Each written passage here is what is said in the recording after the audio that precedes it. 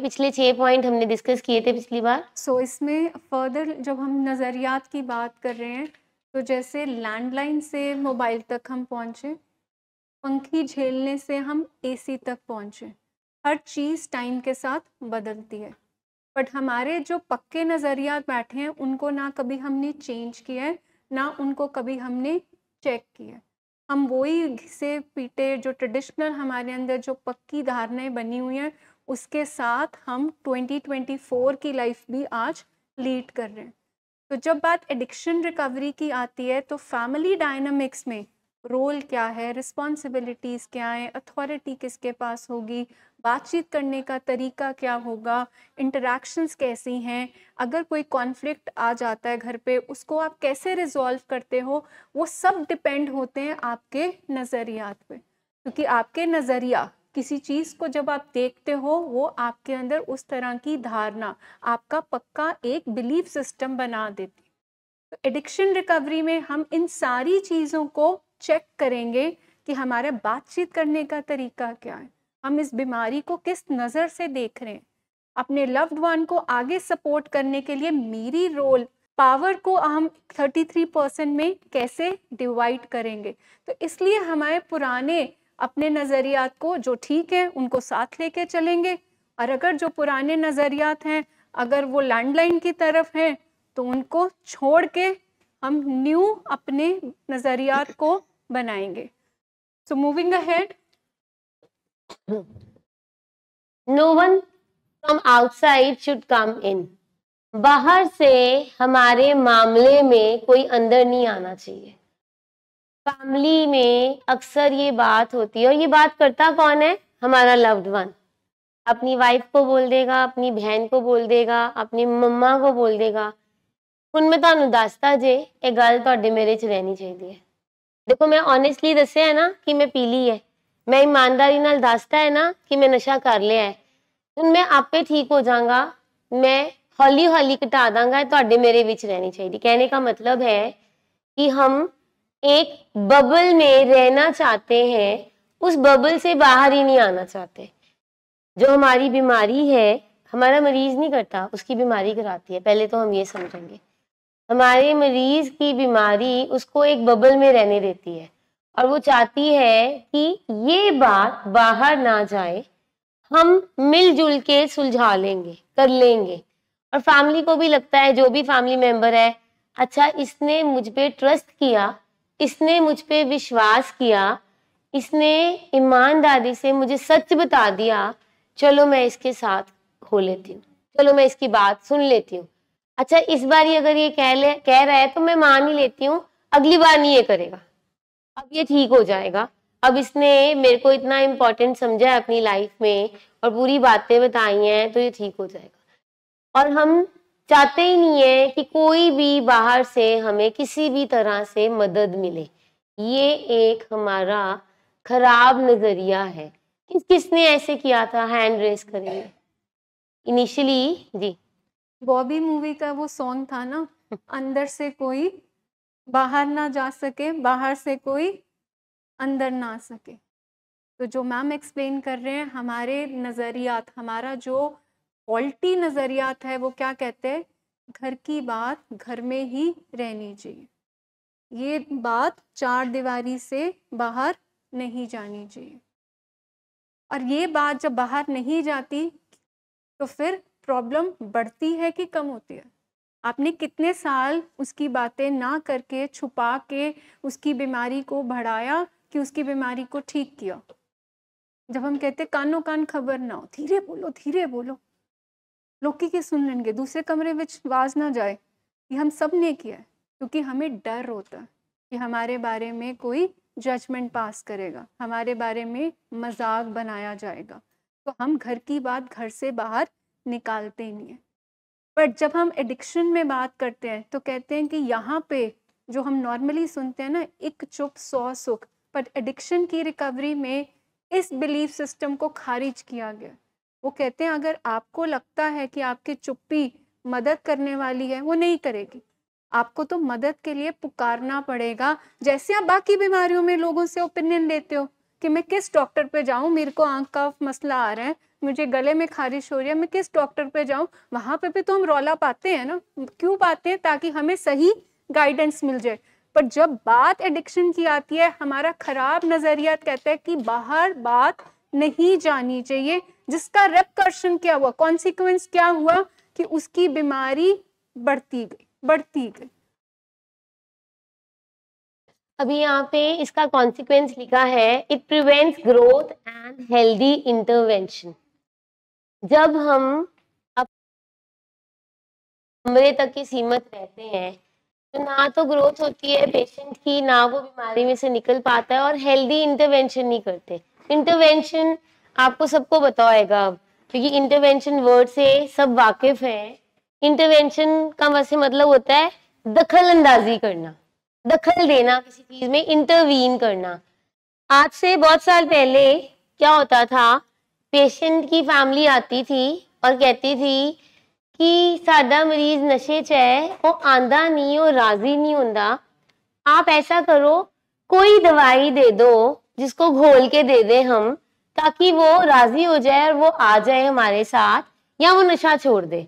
अभी भी कई बार होता है, बहुत सारी एड्स आती हैं टीवी में, ये देसी दवाई ले लो इससे नशा छूट जाता है, ये देसी पुड़ियां ले लो इससे शराब छूट जाती है। लेकिन अब जमाना बदल गया है, अब हमारे पास फैमिलीज आती हैं इंटरवेंशन के लिए और प्रॉपर सेशंस होते हैं। कई बार मुझे जब कॉल्स आती हैं और फैमिलीज ये कहती हैं कि हमारा पेशेंट जो है वो बहुत ही डाढ़ा है, वो मानता ही नहीं है, वो एक्सेप्ट ही नहीं करता, और वो इतना हट्टा कट्टा है और हम ना हेल्पलेस है उसके सामने। हमारे पास इतनी फिजिकली पावर नहीं है, इतनी टीम नहीं है कि हम उसको उठा के लेके आ सकते हैं।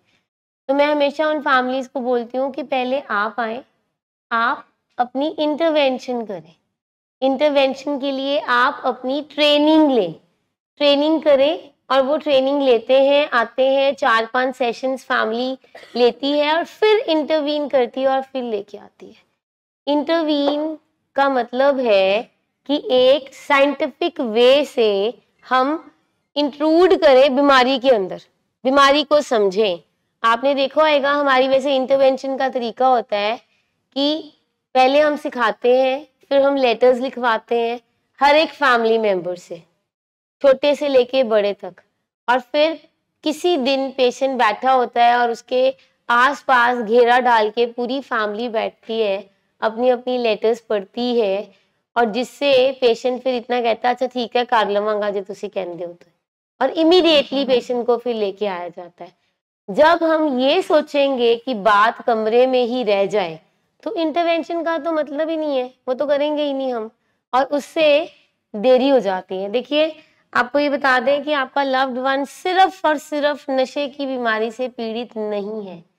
नशे के कारण जो न्यूरोकेमिकल चेंजेस उसके ब्रेन में आई है, जो तब्दीली उसके ब्रेन में आई है, जिसकी वजह से उसको कोई ना कोई को मॉर्बिड इलनेस हुई है, किसी को बाइपोलर है, किसी को स्किज़ोफ्रेनिया है, किसी को स्किज़ोअफेक्टिव है, किसी को वहम शक आते हैं इन सिंपल टर्म्स।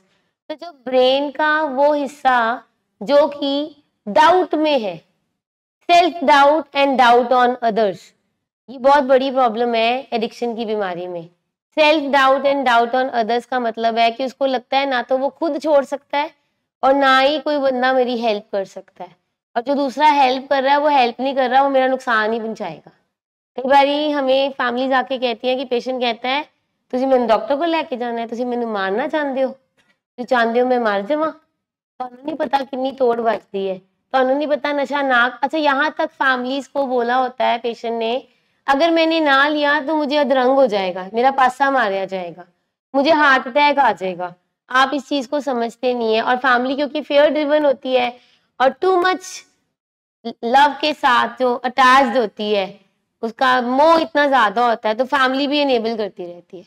तो हमें ये बात अंदर ही अंदर नहीं रखनी, उसको बाहर लेके आना है और इंटरवेंशन करनी है, ताकि हम पेशेंट को बेटर कर सकें, उसको उसकी बीमारी में से बाहर लेके आ सकें। So moving ahead with the next nazariyat, that is silence with avoid conflict. ਕਿ ਚੁੱਪੀ ਰੱਖਾਂਗੇ ਤੇ ਘਰ ਵਿੱਚ ਕਲੇਸ਼, ਤਸਾਦਮ, ਕੌਨਫਲਿਕਟ, ਕਲੈਸ਼ ਬਚਿਆ ਰਹੇਗਾ। ਜੇ ਇਹਨੂੰ ਮਾੜਾ ਜਿਹਾ ਕੁਝ ਕਹਿਤਾ ਤੇ ਘਰ ਵਿੱਚ ਪਾਂਬੜ ਮਚ ਜਾਣਾ। ਸੋ ਬੈਟਰ ਹੈ ਫਿੰਗਰ ਔਨ ਦ ਲਿਪਸ ਕਿ ਮੈਂ ਕੁਝ ਕਵਾਂ ਹੀ ਨਾ। ਇਹ ਜਿਹੜੀ ਟੌਕਸਿਕ ਸਾਇਲੈਂਸ ਹੁਣ ਜਿਹੜੀ ਬਣਦੀ ਪਈ ਹੈ, ਦਿਸ ਇਜ਼ ਉਹ ਕੋਈ ਸ਼ਾਂਤੀ ਵਾਲੀ ਸਾਇਲੈਂਸ नहीं होगी, मतलब वो चुभन वाली शांति। एंड दिस जो ये टॉक्सिक जो साइलेंस जो घर का माहौल बनाती है, फिर उसके बाद स्टोन वॉलिंग, हम एक दूसरे को बुलाते ही नहीं। जब एक दूसरे के बीच का एक रास्ता ही खत्म हो गया तो बात कहाँ से सुलझेगी। तो बीमारी तो हमेशा किस में बिलीव करती है, डिवाइड एंड रूल। और हम जो डर के मारे हम जो बाहर बात नहीं निकालते और जब हम चुप्पी धार लेते हैं, वो इतनी टॉक्सिक हो जाती है जो सारे के सारे घर के माहौल को फिर टॉक्सिसिटी में ले आती है। सिर्फ इस डर से कि घर में ऊंचा मच जानी है, कलेश मच जाना है। कलेश मचेगा तो नाल वालियां नूं भी पता लगेगा कि साडे घर विच चीज़ां ठीक नहीं है। एंड देन ਅਸੀਂ ਉਹ ਗੱਲ ਬਾਹਰ ਆਣ ਹੀ ਨਹੀਂ ਦਿੰਦੇ ਤੇ ਨਾ ਹੀ ਆਪਣੀ ਚੁੱਪੀ ਨੂੰ ਸ਼ਬਦ ਦੇ ਕੇ ਆਪਣੇ ਅੰਦਰ ਕੀ ਆਪਣੀ ਫੀਲਿੰਗਸ ਨੂੰ ਹਮੇਸ਼ਾ ਸਪਰੈਸ ਕਰਦੇ ਰਹਿੰਦੇ। ਮਤਲਬ ਕੀ ਹੈ ਕਿ ਮਤਲਬ ਜੋ ਇਨਸਾਨ ਉਹ ਦੂਜਾ ਕਰਦਾ ਬੈ, ਜਿਹੜੀ ਅਨਫੇਅਰ ਜੋ ਅਨਜਸਟਿਸ ਸਾਡੇ ਨਾਲ ਹੁੰਦੀ ਪਈ ਹੈ, ਉਸੀ ਕੀ ਕਰਦੇ ਆ, ਸਪਰੈਸ ਕਰ ਲੈਂਦੇ। ਵੀ ਨੈਵਰ ਗਿਵ ਵਰਡਸ, ਸ਼ਬਦ ਹੀ ਨਹੀਂ ਦੇ ਪਾਉਂਦੇ। And that leads to further unresolved, मतलब वो मामले अनरिजॉल्व फिर पै जाते हैं तो नाल ही नाल रिजेंटमेंट्स वधनियां शुरू हो जाती हैं। सो दिस टॉक्सिक जो साइलेंस है that needs to be addressed कि चुप्पी रहन नाल या चुप रहन नाल सल्यूशन मिलेगा, सल्यूशन कोई नहीं लभेगा, न सगों साडी प्रॉब्लम परपेचुएट वधेगी ही वधेगी। ये जो मैम ने बताया है, एक चुप 100 सुख। हम लोग चुप क्यों रहते हैं? रीजन क्या होता है चुप रहने का? क्योंकि हमने वो चीजें देख ली होती हैं जो हम नहीं देखना चाहते। हमने बीइंग फैमिली मेंबर वो देख लिया होता है जो हम नहीं देखना चाहते। जैसे कि हमारा मरीज चीजें तोड़ता है, अपना नुकसान करता है, चाकू पकड़ लेता है, कभी कभी कोई और थ्रेटनिंग बिहेवियर करता है। तो उस डर से कि ये कहीं अपना नुकसान ना कर ले या घर पे कोई लड़ाई झगड़ा ना हो, तोड़ फोड़ ना हो, हम चुप रहते हैं। कई बारी तो यहाँ तक होता है कि फैमिली को पता होता है कि इसने कुछ किया है, बट क्योंकि बिहेवियर नहीं आता तो वो चुप रहते हैं। कोई नहीं, आज का दिन तो शांति से बीत जाएगा, कल देखेंगे, कल बात करेंगे। चलो आज इसने पी है या आज इसने नशा किया है, पर आज इसने गुस्सा नहीं किया, चलो शुक्र है, शांति है, बच्चे भी शांत हैं, घर पे भी शांति है, चुप करके खाना खा लिया, आज कोई बात नहीं करते, कल देखेंगे, कल सुबह उठेगा ना, जब कल सुबह सोफी होएगा तब उनसे बात करेंगे। तो वो कल करते हैं, वो चुप्पी जो होती है वो प्रॉब्लम को बढ़ा देती है। And consequences here, consequences underlying issues remain unresolved causing more long term damage. ये जो अभी आपको बताया गया है कि जब हम चुप रहते हैं तो जो इश्यूज चल रहे होते हैं वो अनरिजॉल्व रह जाते हैं, हमें सल्यूशन ही नहीं मिलता।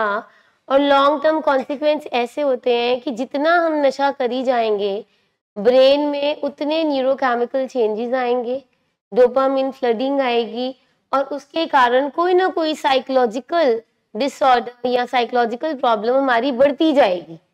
फिर जब हम इनिशियली थोड़ा सा अपने मरीज तक पहुंच सकते थे, फिर वो हमारी पहुंच से परे चले जाएगा, हमारी पहुंच से दूर चले जाएगा।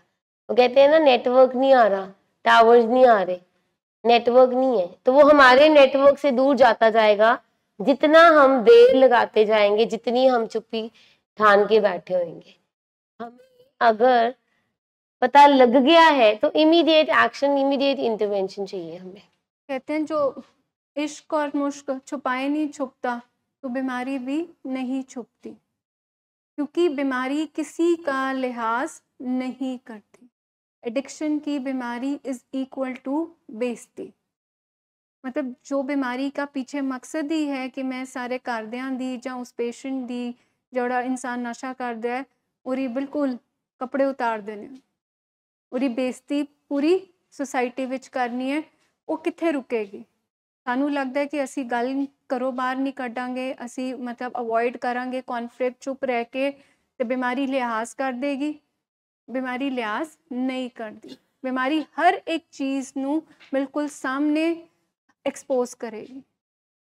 ਐਂਡ ਜਿਸ ਕਾਰਨ ਫਿਰ ਸਾਡੇ ਇਸ਼ੂਜ਼ 1 ਤੋਂ 2, 2 ਤੋਂ 4, 4 ਤੋਂ 8 ਹੋ ਜਾਂਦੇ over the period of time. ਸਾਨੂੰ ਪਤਾ ਹੀ ਨਹੀਂ ਲੱਗ ਰਿਹਾ ਹੁਣ ਅਸੀਂ ਸ਼ੁਰੂ ਕਿੱਥੋਂ ਕਰੀਏ। ਹੁਣ ਅਸੀਂ ਰਿਸ਼ਤੇ ਠੀਕ ਕਰੀਏ, ਕਿਉਂਕਿ ਜਦੋਂ ਸਾਡੇ ਕੋਲ ਫੈਮਲੀਜ਼ ਪਹੁੰਚਦੀ ਹੈ ਇਟਸ ਲਾਈਕ ਕਿ ਕਈ ਵਾਰ ਤਾਂ ਸਾਨੂੰ ਲੱਗਦਾ ਕਿ ਅਸੀਂ ਹੁਣ ਹਸਬੈਂਡ ਵਾਈਫ ਦਾ ਪਹਿਲੇ ਪੈਚਅਪ ਕਰਾਈਏ, ਮਦਰ ਇਨ ਲॉ ਡਾਟਰ ਇਨ ਲॉ ਦੇ ਇਸ਼ੂਜ਼ ਨੂੰ ਰਿਜ਼ੋਲਵ ਕਰੀਏ ਕਿ ਆਪਣੇ ਪੇਸ਼ੈਂਟ ਦੇ ਵੱਲ ਧਿਆਨ ਰੱਖੀਏ। मतलब इन्ना पिक्चर उस वाला फैमिली डायनामिक्स इन्ने ज़्यादा ख़राब होंगे। So we feel from where to start. Ma'am कहाँ से शुरू करें इनके? पहले फैमिली इश्यूज़ को रिजॉल्व करें जो बीच में इतनी कॉन्फ्लिक्ट हो चुकी है क्योंकि कभी बात की नहीं है, क्योंकि हमेशा बात अंदर दबाई रखी है। एंड कई बार हमें लगता है कि नहीं, put first thing first, patient से शुरू करते हैं, फिर एक एक फैमिली मेम्बर को उनके इश्यूज़ को रिजॉल्व करो, क्योंकि जो अंदर की चुप्पी है वो कभी भी अंडरलाइंग इश्यूज जो एडिक्शन के हैं उनको कभी भी सामने आने नहीं देती। और एक इंसान जो नशा कर रहा है उसके पीछे कोई ना कोई अंडरलाइन इशू ज़रूर होता है, उसके रिलेशनशिप का, उसके काम का, उसके अपने इमोशंस का, जहाँ अपने मूड का, जो उससे नहीं संभाला जा रहा होता। हम लोग अगर विद इन फैमिली देखें तो हम कितनी एक दूसरे से बात करते हैं।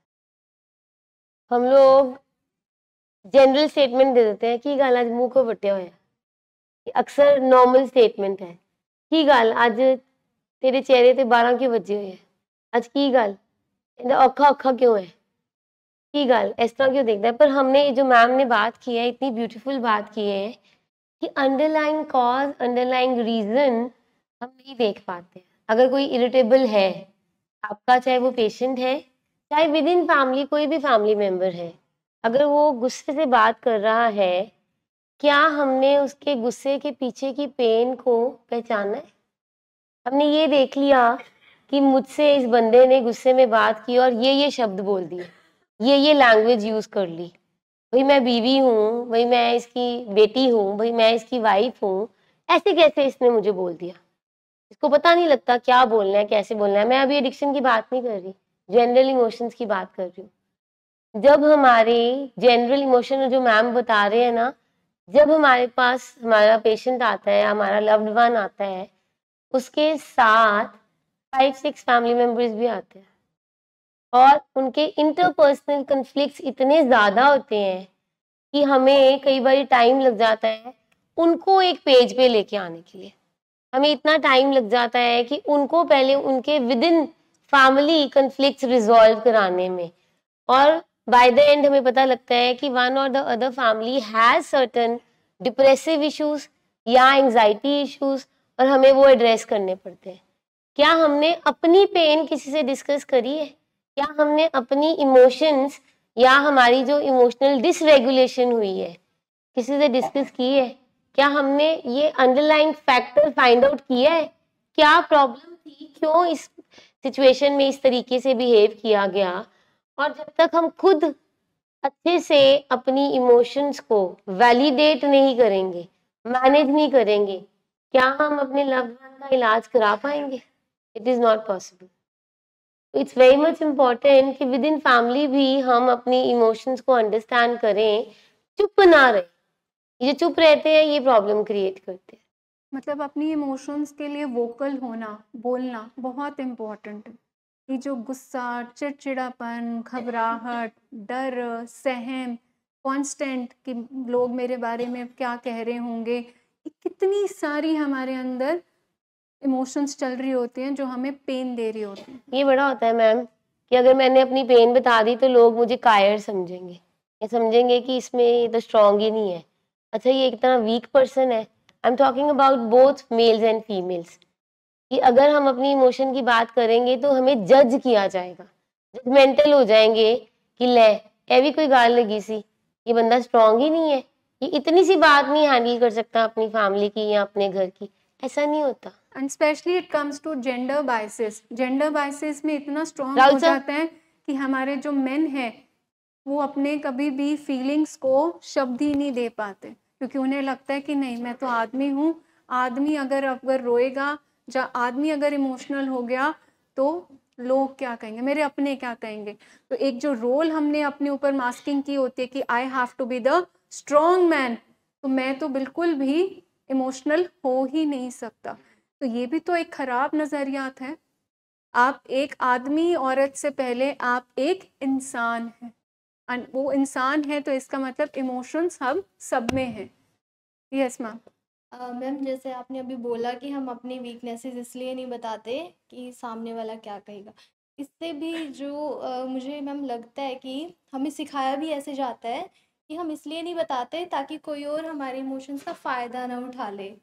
अगर हम वीकनेस किसी के सामने रखेंगे तो कभी ना कभी ऐसा होगा कि उस चीज़ का कोई दूसरा फ़ायदा उठा लेगा। ये भी तो हमारी एक कंडीशनिंग में से आती है। हाँ जी, तो ये इतनी स्ट्रॉन्ग होती है मतलब कि अपने हम आप को हम वल्नरेबल हैं और अपनी वल्नरेबल साइड को दिखाने मैम के इस लिए बात हम डरते हैं, बट हमें कुछ ऐसे लोग मिलेंगे, ठीक है, आई एम नॉट सेइंग कि हम अपने फीलिंग्स, अपने इमोशंस को सबके साथ या राह चलतों के साथ डिस्कस करेंगे, बट हर एक फैमिली में एक ऐसा इंसान ज़रूर होता है जिससे आप अपने दिल की बात कर सकते हो।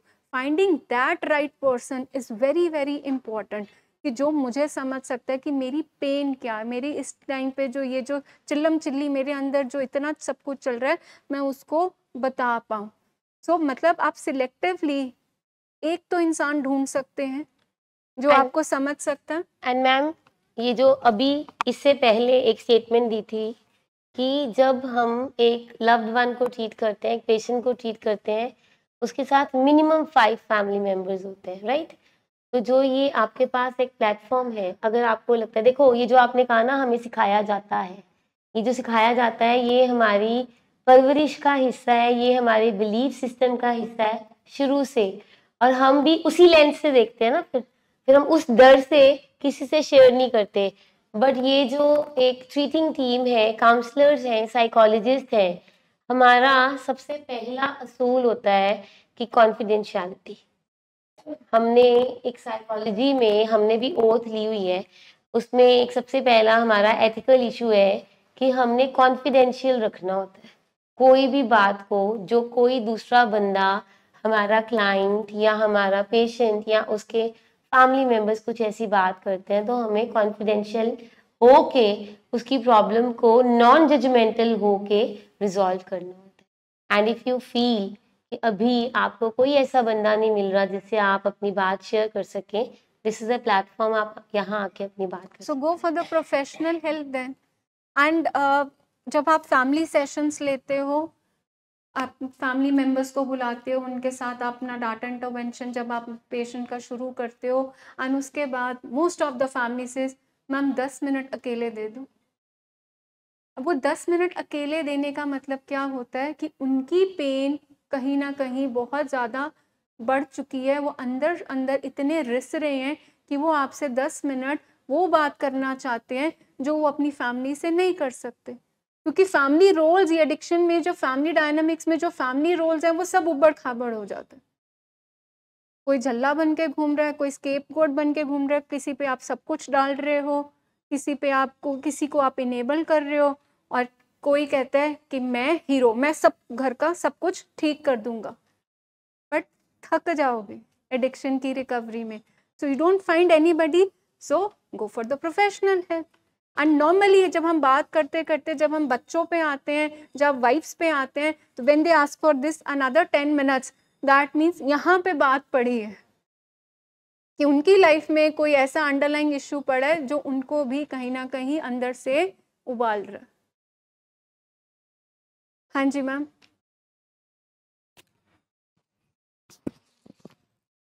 आपने जैसे कि बोला कि हमें मतलब अपनी किसी भी इमोशन को इमोशन को बताना चाहिए। अगर मैं बोलूँ तो मतलब मेरी इन-लॉज फैमिली को मैंने 1-2 चीज़ें बताई, लेकिन उन्होंने ये कह के मुझे मतलब रिजेक्ट कर दिया एक तरह से कि आपकी परवरिश नहीं अच्छी।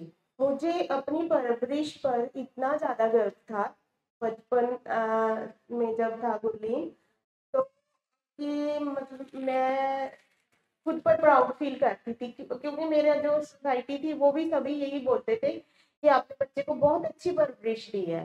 लेकिन उन्हीं चीजों के कारण अभी वो बोलते हैं कि नहीं, आपने मतलब ये बात मेरे आंसू निकाल देती है कि जब वो कोई बोलता है कि आपकी परवरिश नहीं बढ़िया, मतलब आपकी अपब्रिंगिंग पे जब कोई क्वेश्चन करता है तो वो कोई भी पेरेंट होगा, कोई भी स्पेशली मदर होगी, तो ऐसा लगेगा किसी ने उनका दिल अंदर से चीर दिया है।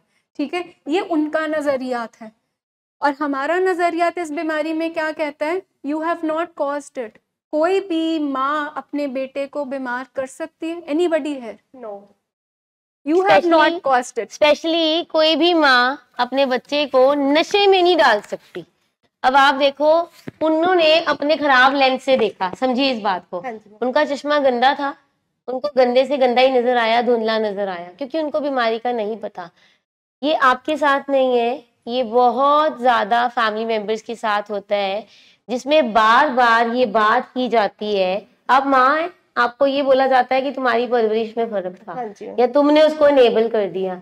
जो वाइफ्स होती है उनको ये बोला जाता है तेरे अंदर ते प्यार ही नहीं था, जे तेन प्यार करना आंदा ते फिर वो बाहर जाके नशे ना करता। राइट, सो ये उनके खराब नजरियात है और इसको हम ब्लेम गेम भी बोलते हैं कि ब्लेम करना। बेसिक मूड नहीं ढूंढने की क्यों हुआ जेनेटिकली या एनवायरनमेंट से या स्ट्रेसर से, जो हमारे बच्चे की कैपेसिटी नहीं थी। अब आप देखिए, एक फैमिली में 3 बच्चे हैं, 3 में से एक सुपर इंटेलिजेंट है, उसको ट्यूशंस की भी जरूरत नहीं है और वो इतने अच्छे मार्क्स ले रहा है, और एक बच्चा मुश्किल से पास हो रहा है। तो है तो उन्हीं माँ बाप का बच्चा ना। अपनी अपनी कैपेसिटी है। एक बंदे की कैपेसिटी है स्ट्रेसर झेलने की और उसने स्ट्रेस झेल लिया और कोई प्रॉब्लम नहीं आई, और दूसरे बंदे की कैपेसिटी नहीं थी स्ट्रेस झेलने की और वो प्री डिस्पोज था जीन्स के कारण और उसने नशा कर लिया। अपने आप को कभी दोष नहीं देना, इस चीज को समझेंगे। ये जो आपकी इमोशन आ जाती है ना, मेरे करके होया, you have not caused it, आपके कारण नहीं हुआ, लेकिन उसको लोगों को हमने बताना भी नहीं है, हमने लोगों को आंसर नहीं करने इस चीज के लिए। मैम मतलब फैमिली ने भी ज्यादातर यही बोला कि अगर तो कोई वो अच्छा काम करता था वो तो उन्होंने करवाया, लेकिन अगर कोई गलत काम फिर वो मेरे सर मड़ा जाता है। ये तो नेचुरल फिनोमेना है मैम, ये नेचुरल फिनोमेना है। हमारा बच्चा फर्स्ट आ जाएगा तो कहेंगे नहीं ये तो पैसे पूसे दे के पास कराया होना ने, और अगर फेल हो जाएगा तो कहेंगे है ही यहो जिहा सी, सानू पता सी निकम्मा है। नहीं, वो कहते हैं ना, हंसता बच्चा सबका, रोता बच्चा माँ का, गलत काम किया माँ का, अच्छा काम किया बाप का। हमारी अभी इसके बारे में भी हम बात करने वाले हैं नेक्स्ट पॉइंट में, हमने ये भी डिस्कस करना है। एंड देखिए, इस चीज को अंडरस्टैंड करिए कि you have not caused it, everybody. मतलब सबसे पहले आपको इस गिल्ट से, अपने आप को यहाँ इस फीलिंग से निकालना है कि आपने अपने बच्चे को नशे में नहीं डाला। You can not control it. जो 3 C's इन एडिक्शन, इसी को हम बोलते हैं ना, you have not caused it, you can not control it, कि कंट्रोल करके तुसी ਉਹਨੂੰ ठीक नहीं कर सकते। And third is cure, you can not cure it. मतलब ट्रीटेबल बीमारी हैगी है, ਤੁਹਾਨੂੰ ਸਿੱਖਣਾ ਪੈਣਾ, ਉਹਨੂੰ ਵੀ ਸਿੱਖਣਾ ਪੈਣਾ, ਤੇ ਜਾ ਕੇ ਅਸੀਂ ਆਪਣੇ ਘਰ ਦਾ फैमिली डायनामिक्स ठीक कर पावांगे। तभी परसेप्शन, आज बार बार लेंस पे, पैराडाइम्स पे क्यों बात हो रही है? क्योंकि ये इतने हमारे अंदर बैठ चुके हैं कि हमें लगता है कि यही सच्चे हैं, कि उन्होंने बोला और हमें वो इतना सच्चा लगता है उनकी वो स्टेटमेंट, तो हमें वो चुभती है। और क्या कहते हैं, इग्नोरेंस इज नो ब्लिस। उनको नहीं पता इस बीमारी में, उनकी कोडिंग, उनकी कंडीशनिंग आपके इन लॉज की हुई होगी 1950 1960s की, तो आज जमाना कौन सा है, 2024 का। तो इग्नोरेंस इज नो ब्लिस। तो वो इग्नोरेंट है, अवेयरनेस नहीं है, उन्हें नहीं पता, वो अपनी कोडिंग में वही गाने बजा रहे हैं जो उन्होंने सीखे हैं, क्योंकि यही हमें सिखाया गया था। और ना वो अभी होंगे, इसका मतलब हम परेशान हो कि उनको बदलना है, उनको बदलना है, वहां पे छोड़िए, हम अपने ऊपर काम करें। आज हमारा मॉर्निंग मीटिंग का भी जो सारा लेक्चर था वो इसी पे था कि हमें फॉर्मल एजुकेशन मिली है अपने स्कूल से, कॉलेजेस से, यूनिवर्सिटी से, बट अगर हमें कोई इनफॉर्मल एजुकेशन दे रहा है तो वो हर्मिटेज का प्रोग्राम दे रहा है, चाहे कोई भी रिकवरी प्रोग्राम देगा, क्योंकि ये इनफॉर्मल जो प्रोग्राम है कि ज़िंदगी जीना कैसे है, ठीक तरीके से, ये हमें किसी ने नहीं सिखाया। मूड को मैनेज कैसे करना है, ये हमें किसी ने नहीं सिखाया। रिश्तों में तालमेल कैसे बनाना है, ये नहीं हमें सिखाया। हमें बस इतना बताया गया कि 18-19 साल के हो गए, बस अब तुम्हारा शादी करने लगे, ब्याह करना ਤੁਹਾਡਾ, पर रिश्तों में डील किਵੇਂ करना है, ये तो हमें किसी ने नहीं सिखाया। मूड खराब होता है, गुस्सा आएगा, मैनेज कैसे करना, ये हमें किसी ने सिखाया ही नहीं। आप बताओ, स्कूल कॉलेजेस में ये क्लासेस लगती हैं कोई मूड मैनेजमेंट की? अब वैसे लगनी शुरू हो गई हैं कईयों में, लाइफ स्किल मैनेजमेंट की। कॉन्वेंट स्कूल्स में 8, 9, 10 या +1 +2 में अब जाके लगनी शुरू हुई हैं। पर हमारे ज़माने में कोई क्लासेस होती थी कि बच्चे अगर तुम्हें गुस्सा आएगा तो तुमने कैसे करना है? हमें बेसिक एजुकेशन मिलती है सारी, मैथ्स क्या है, साइंस क्या है, बायो क्या है, हिस्ट्री क्या है, हमें हर चीज़ की नॉलेज मिलती है। और फैमिली भी कहती है, अच्छा फैमिली ये कहती है कि पढ़ाई के साथ साथ ना कुछ एक्स्ट्रा करिकुलर एक्टिविटी को ज्वाइन करें, इसको गेम में डाल दें, इसको बैडमिंटन में डाल दें, इसको शब्द गाना सिखा दें, इसको हारमोनियम सिखा दें, गिटार सिखा दें, इसको किसी रिलीजियस इंस्टीट्यूशन में डाल दें जहाँ से ये अच्छी चीज़ें सीखे।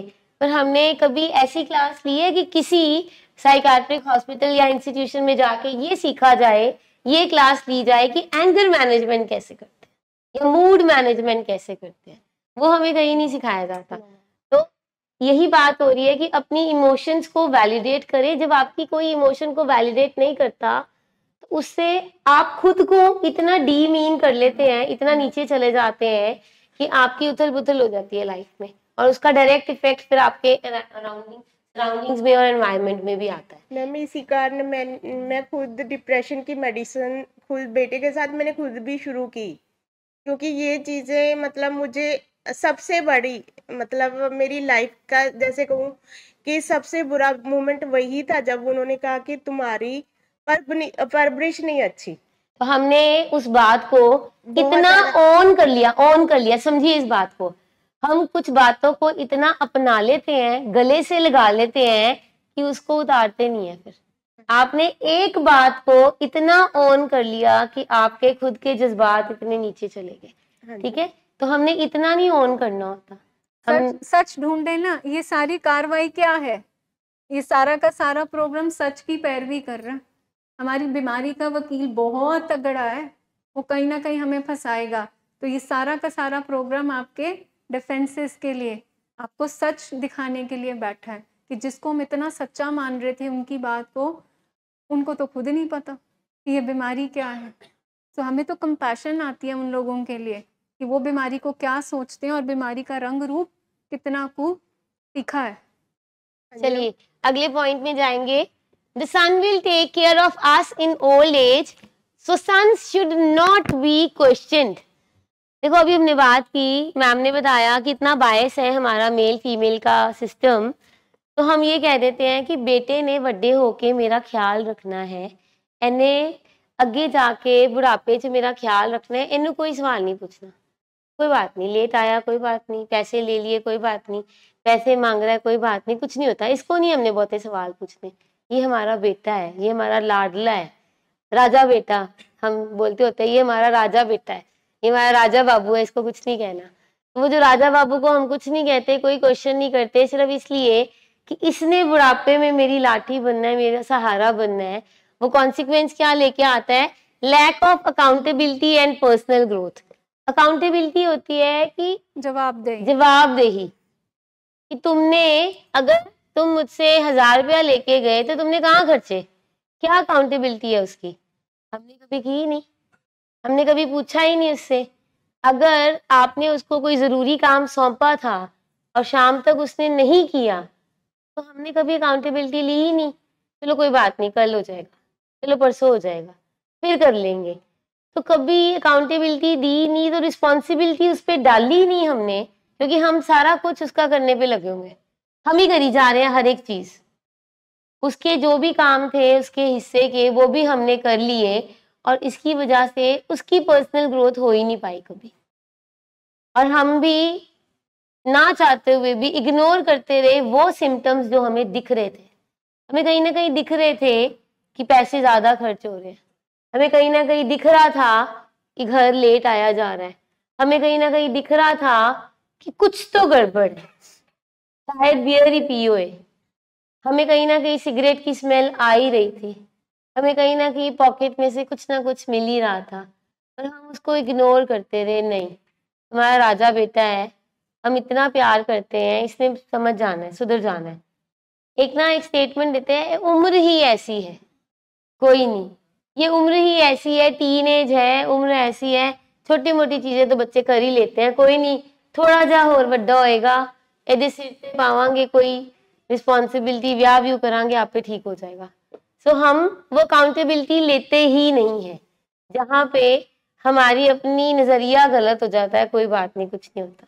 अब आप अपने नज़रियात को यहीं पे देखो। जब हम बात करते हैं, आप लोगों ने बेटियों को रिस्ट्रिक्शन ज़्यादा लगाई कि बेटों को लगाई?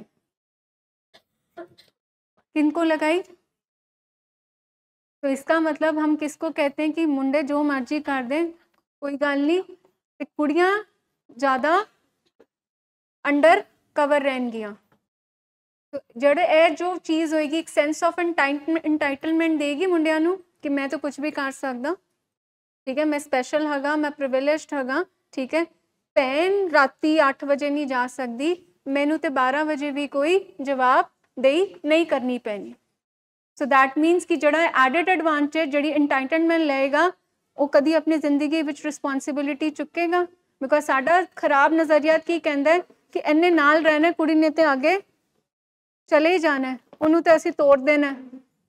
ਸੋ ਦੈਟ ਮੀਨਸ ਉਹ ਐਡਿਡ ਪ੍ਰਿਵਿਲੇਜ, ਜਿਹੜੀ ਐਡਿਡ ਜੋ ਉਹਨੂੰ ਇੰਟਾਈਟਲਮੈਂਟ ਮਿਲਦੀ ਪਈ ਹੈ, ਤੇ ਉਹ ਮੁੰਡਾ ਕਹਿੰਦਾ ਕਿ ਮੈਨੂੰ ਇਹਨਾਂ ਨੇ ਕੁਝ ਨਹੀਂ ਕਹਿਣਾ, ਇਹਨਾਂ ਦਾ ਬੁੱਢੇ ਵੇਲੇ ਸਾਰਾ ਮੈਂ ਹੀ ਹੈਗਾ, ਤੇ ਨਾ ਇਹ ਮੈਨੂੰ ਕ੍ਰਿਟਿਸਾਈਜ਼ ਕਰ ਸਕਦੇ, ਨਾ ਇਹ ਮੈਨੂੰ ਪੁੱਛਗਿੱਛ ਕਰ ਸਕਦੇ, ਤੇ ਮੈਂ ਆਪਣੀ ਮਨ ਮਰਜ਼ੀ ਕਰ ਸਕਦਾ। ਤਾਂ ਮਤਲਬ ਇਹ ਮਨ ਮਰਜ਼ੀ ਕਿਵੇਂ ਵੱਧੀ? ਕਿਉਂਕਿ ਸਾਡਾ ਖਰਾਬ ਨਜ਼ਰੀਆਤ ਇਹ ਬੈਠਾ ਹੋਇਆ ਕਿ ਅਸੀਂ ਮੁੰਡਿਆਂ ਨੂੰ ਕੁਝ ਨਹੀਂ ਕਹਿਣਾ, ਮੁੰਡੇ ਤੇ ਲੇਟ ਆ ਸਕਦੇ ਹੈ, ਉਹਨਾਂ ਦਾ ਕੁਝ ਨਹੀਂ ਹੁੰਦਾ, ਕੁੜੀਆਂ ਦੀ ਜ਼ਿਆਦਾ ਰਾਖੀ ਕਰਨ ਦੀ ਜ਼ਰੂਰਤ ਹੈ। ਸੋ ਦੈਟ ਮੀਨਸ ਇਸ ਸੋਸਾਇਟੀ ਵਿੱਚ ਜਿਹੜਾ ਖਰਾਬ ਨਜ਼ਰੀਆਤ and specially when it comes to addiction recovery, ਤੇ ਮੁੰਡਿਆਂ ਨੂੰ ਕੀ ਲੱਗਦਾ ਕਿ ਕੋਈ ਗੱਲ ਨਹੀਂ, ਆਉਣ ਦਾ ਜਾਣ ਦਾ ਟਾਈਮ ਕਿਹੜਾ ਹੋਏਗਾ, ਕੌਣ ਪੁੱਛਣ ਵਾਲਾ ਹੈ, ਮੈਂ ਤਾਂ ਆਪਣੀ ਮਨ ਮਰਜ਼ੀ ਕਰ ਸਕਦਾ, ਮੈਂ ਕਦੋਂ ਵੀ ਆ ਸਕਦਾ ਤੇ ਕਦੋਂ ਵੀ ਜਾ ਸਕਦਾ। हमारा नेक्स्ट पॉइंट है, what will happen to us if he leaves. साडा बनेगा कि जो सानू छड़ के चला गया। ये जो इनिशियली हमने बात की थी कि फियर ड्रिवन होता है, हम डरते रहते हैं। हमारा लव्ड वन हमें धमकी देता, अज नहीं मैं घर आना, जे तुसी मैनू पैसे ना दिते ते मैं घर नहीं वड़ना, जे तुसी मैनू ए चीज़ ना लैके दिती, नवी गड्डी ना लैके दिती, अगर मेरा कहना ना माना तो मैंने आज घर वापस नहीं आना। हम क्या करने में लग जाते हैं फिर? तरले मिलते, नहीं नहीं पुत्र तू इस तरह ना कर, तू जिस तरह कहेगा उस तरह कर लांगे। अच्छा चल कोई बात नहीं, आज नहीं कल तुझे लेके देंगे पक्का ये चीज जो तू कह रहा है। हमने हर एक वो नजायज डिमांड्स उसकी पूरी करी है कहीं ना कहीं, जो हम नहीं चाहते थे, जो हम शायद कैपेबल भी नहीं थे। हमारे पास ऐसे भी पेशेंट्स आते हैं कई बारी जिनकी फैमिली बताती है कि उन्होंने लाखों के लोन्स लिए हुए हैं सिर्फ और सिर्फ पेशेंट की मर्जियां पूरी करने के लिए। हम तो कहते हैं हमेशा इनकी मर्जी नहीं माननी, इनकी मर्जी बीमार है, बट स्टिल हम उनकी मर्जी मानते रहते हैं। और इस डर से कि मुझे छोड़ के ना चला जाए, मैं अकेला ना रह जाऊं, हमारा बनेगा क्या? हमारा एक ही एक बेटा है, अकेला बच्चा है, इतने नाजों से हमने पाल पोस के इसको बड़ा किया है, ये क्या बोल दिया इसने, छोड़ के चले जाऊंगा? क्या बनेगा हमारा अगर इसने छोड़ के चले जाए? और इसका कॉन्सिक्वेंस क्या आता है? The individual remains irresponsible and family dynamic suffer. उसकी इररिस्पॉन्सिबिलिटीज वैसी चलती रहती हैं और पूरा फैमिली का डायनेमिक्स उथल पुथल हो जाता है। पूरी फैमिली में रोल रिवर्सल हो जाती है। जैसे मैम ने पहले बोला, हमें पता ही नहीं चलता क्या चल रहा है, हमें लग रहा होता है बस हम जिंदगी काट रहे हैं। हर एक दिन, हर नए दिन हम इस स्ट्रेस से उठते हैं, आज पता नहीं क्यों जाना है, आज पता नहीं केड़ी नवी गल इन्हें कर देनी है, आज पता नहीं कौन सा ऐसा इसने तीर चलाना है कि काम खराब कर देना है, आज पता नहीं कौन सी ऐसी स्टेटमेंट दे देनी है कि हमारा तो पैरों के नीचे से जमीन निकल जानी है। तो वी नीड टू अंडरस्टैंड आपको वो ये स्टेटमेंट क्यों दे रहा है, वो ये क्यों दे रहा है कि मैंने घर छोड़ के चले जाना है? क्योंकि उसको कुछ और नहीं आता, क्योंकि उसको पता है ਉਹ ਕਹਿੰਦੇ ਨਾ ਦੁਖਤੀ ਰਤ ਮਾਂ ਪਿਓ ਦੀ ਪਤਾ ਹੈ ਕਿ ਮੈਂ ਡਰਾਵਾਂਗਾ ਤੇ ਇਹ ਡਰਨਗੇ। ਤੇ ਅਸੀਂ ਕਿਉਂ ਡਰਦੇ ਪਏ? ਕਿਉਂਕਿ ਸਾਡੇ ਅੰਦਰ ਫੇਅਰ ਕੀ ਹੈ? ਫੇਅਰ ਆਫ ਅਬੈਂਡਨਮੈਂਟ, ਕਿ ਮੈਨੂੰ ਛੱਡ ਕੇ ਚਲਾ ਜਾਏਗਾ। ਸਾਡੀ ਆਪਣੀ ਇਮੋਸ਼ਨਲ ਇਨਸਿਕਿਉਰਿਟੀ ਇੰਨੀ ਵੱਧ ਜਾਂਦੀ ਹੈ ਕਿ ਅਸੀਂ ਉਹਦੀ ਹਰ ਨਾਜਾਇਜ਼ ਡਿਮਾਂਡ ਨੂੰ ਫਿਰ ਪੂਰੀ ਕਰਦੇ ਹਾਂ। ਮਤਲਬ ਤੁਸੀਂ ਦੇਖੋ ਇੱਥੇ ਕੋਡਿਪੈਂਡੈਂਸੀ, ਜੋ ਕੋਡਿਪੈਂਡੈਂਟ ਰਿਲੇਸ਼ਨਸ਼ਿਪ ਹੈ, ਇੱਥੇ ਪੈਦਾ ਹੁੰਦਾ ਜਿੱਥੇ ਅਸੀਂ ਆਪਣਾ ਨਾਲ ਆਪਣਾ ਰਿਸ਼ਤਾ ਤੋੜ ਦਿੰਦੇ ਹਾਂ। ਮਤਲਬ ਬਿਲਕੁਲ ਬੇਗਾਨਿਆਂ ਵਾਲੀ ਜ਼ਿੰਦਗੀ ਫਿਰ ਅਸੀਂ ਆਪਣੇ ਨਾਲ ਜੀਂਦੇ ਹਾਂ। ਸਾਡਾ ਰਿਸ਼ਤਾ ਆਪਣੇ ਨਾਲ ਬਿਲਕੁਲ ਹੀ ਪਰਾਇਆ ਹੋ ਜਾਂਦਾ। ਸਾਡੇ ਅੰਦਰ ਕੀ ਚੱਲਦਾ ਪਿਆ ਸਾਨੂੰ ਫਰਕ ਨਹੀਂ ਪੈਂਦਾ, ਤੇ ਸਾਨੂੰ ਕੀ ਹੁੰਦਾ ਬਸ ਉਹਨੂੰ ਖੁਸ਼ ਕਰਨਾ, ਉਹਦੀ ਹਰ ਮੰਗ ਨੂੰ पूरी करना। So here comes the codependent relationship. जब हम कहते हैं कि नहीं, दूसरे इंसान को हमने सिर्फ खुश करना है, प्लीज़ करना है, वो है तो मैं हूँ, उसको अगर कुछ कह दिया तो मेरा बनेगा क्या, अगर ये चला गया तो हमें देखेगा कौन। तो अब इसका मतलब ये फेयर ऑपरेट आ गया, एंड पेशेंट की बीमारी को पता है कि फेयर से ऑपरेट कर रहे हैं, तो अब मैं इनको अपने इशारों पे बिल्कुल नचा सकता हूँ। एक बार ही बताया था हमारे एक पेशेंट ने कि उसके पास घोड़ी है, मैंने पहले भी बात की थी। वो कहता है वो घोड़ी के लिए ना ट्रेनिंग दी जाती है और घोड़ी को पता होता है कौन मेरी सवारी कर सकता है कौन नहीं कर सकता। जैसे ही घुड़सवार बैठता है हॉर्स पे तो उसको बैठने के तरीके से पता लग जाता है कि उसने कैसे उसको पकड़ा है उसकी लगाम को, कि ये सवारी कर सकता है कि नहीं कर सकता। इन द सेम वे हमारी डिजीज ऑफ एडिक्शन में हमारा जो लव्ड वन है जो इस डिजीज में फंसा हुआ है, उसको ये पता है मैं कहाँ पे किस से कौन से फैमिली मेंबर से क्या स्टेटमेंट बोलूंगा कि मेरा फायदा होएगा, कि ये मुझे ना नहीं कर पाएंगे, कौन सी ऐसी बात बोलूंगा कि ये मुझे ना नहीं कर पाएंगे, कहाँ पे मैं दुखती रग पे हाथ लगाऊंगा कि चलो घर ही छोड़ के चले जाता हूँ, चलो अब मैंने खाना ही नहीं खाना, अब मैंने दवाई नहीं खानी। और मैं आपको बताऊं, हम ना कई बार ये पैटर्न्स फॉलोअप्स में देखते हैं। सबसे इम्पोर्टेंटली पेशेंट कहता है कि अगर आपने मुझे फॉलोअप के लिए बोला तो मैंने दवाई नहीं खानी, जाना नहीं है मैंने, यहाँ तक कि आप दवाई ले आओ, मैंने नहीं जाना। अब वहां पे वो अंदर रख लेते हैं, वो एडमिट कर लेते हैं, तो मैंने नहीं जाना, आप दवाई ले आओ। और फैमिली कई बारी आके कि मैम ठीक तो हो गया, अब 3 महीने हो गए, देखो अब घर गया है, उसको घर आए को 1 महीना हो गया या 2 महीने हो गया है, नशा तो नहीं कर रहा ना, शराब तो नहीं पी रहा ना, तो कोई बात नहीं, आप दे दो दवाई, क्या फर्क पड़ता है, आप क्यों फोर्स करने पे लगे हो। कई बार ना हमें इतनी गालियां पड़ती हैं कुछ फैमिली मेंबर से, इतने गुस्से से बोलते हैं वो हमें कि तुम पीछे क्यों पै गए हो हाथ धो के, इन्ना इन्ना क्यों पीछे पे हो कि follow up follow up follow up. तो कहता हो ठीक हो गया, दवाई दे दो, बस भेज दो हमें घर, दवाई खानी है ना, हम खिला देंगे, एटलीस्ट वो दवाई तो खा रहा है, आप इस बात को समझो। आप क्यों नहीं समझते हो मैम, अगर कुछ गड़बड़ हुई तो आप ही हो, आपका नंबर है, हमने फोन कर देना, आप उठा के ले जाना, कोई बात नहीं। अब यहाँ पे हम समझें कि क्या कर रहे हैं हमने पहले भी मर्जियां मानी थी, हम आज भी मर्जियां मान रहे हैं, और हम राइट टाइम पे राइट कॉन्सिक्वेंस नहीं दे रहे हैं। हम हर एक बात इसलिए मानी जा रहे हैं इस डर से कहीं ये जो कह रहा है सच्ची मुच्ची कर ना दे। एंड स्पेशली कॉलिंग डेज में हम देखते हैं ऑन फ्राइडेज हमारे पेशेंट को पता होता है कौन से फैमिली मेम्बर को कॉल पहले लगाया जाएगा। मैम अभी पापा से बात ना कराना, मम्मी से बात कराना, मम्मी अभी अभी आप दादी से बात कराना। तो ये जो स्पेशल जो हमें लिस्ट मिल रही है, ये क्यों मिल रही है? क्योंकि उसको पता है कि इस बंदे को मैं डरा के, प्यार से, धमका के, लाड लड़ा के अपनी बात राज़ी कर सकता हूँ। तो मम्मी से बात करवाना, मैं कहा पहले वाइफ से बात कर लो, नहीं मम्मी से करना है। वो मम्मी से क्यों करना है? क्योंकि हम 2 शब्द रो के बोलेंगे कि मैनू देखो कित्थे सुट गई तुहाडी नूंह, ते माँ ने कहना हाँ ना ना ना बेटा मैं आ गई लैन तैनू। तो ही नोज कि केड़े पेशेंट, मतलब साडे पेशेंट नू पता है which family member what to talk at what time. अच्छा, हमारा ना दिल इतना टूटता है कई बारी जब पेशेंट हमारे पास इनिशियली आते हैं ना, तो वो इतने एग्रेसिव होते हैं, कई बारी इतने एग्रेसिव होते हैं कि हमें मैनेज करना बहुत डिफिकल्ट होता है। तो जैसे जैसे जैसे जैसे कुछ मेडिसिन आती हैं, कुछ थेरेपीज होती हैं, तो वो धीरे धीरे जब बेटर होना शुरू होते हैं, तो जब 2 महीने होते हैं या 3 महीने होते हैं, तो जब फैमिली ये कहती है ना साडा बच्चा है, साडी मर्जी, असी इदा ट्रीटमेंट कराइए कि उदा ट्रीटमेंट कराइए, तो हमारा इतना दिल टूटता है कि भाई हमने भी तो 90 दिन 100 दिन एक एक दिन साथ में बिताए हैं, हमने दिन रात एक की है, हम भी नहीं सोए साथ में जब वो नहीं सोए थे, हम भी हर वक्त उनके साथ लगे हुए हैं। मतलब आपने हमें डिस्काउंट कर दिया, हमारे एफर्ट्स को डिस्काउंट कर दिया जब आप क्राइसिस में थे।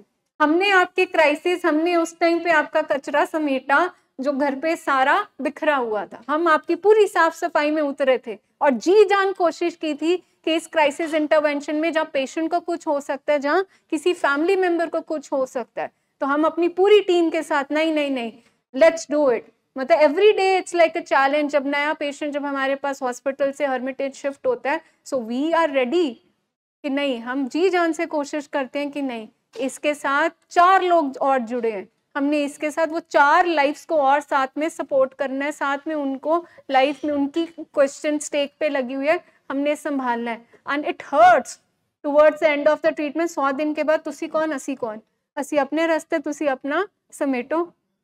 और ये हम क्यों स्पेसिफिकली बता रहे हैं, क्योंकि this disease is cunning, baffling and powerful.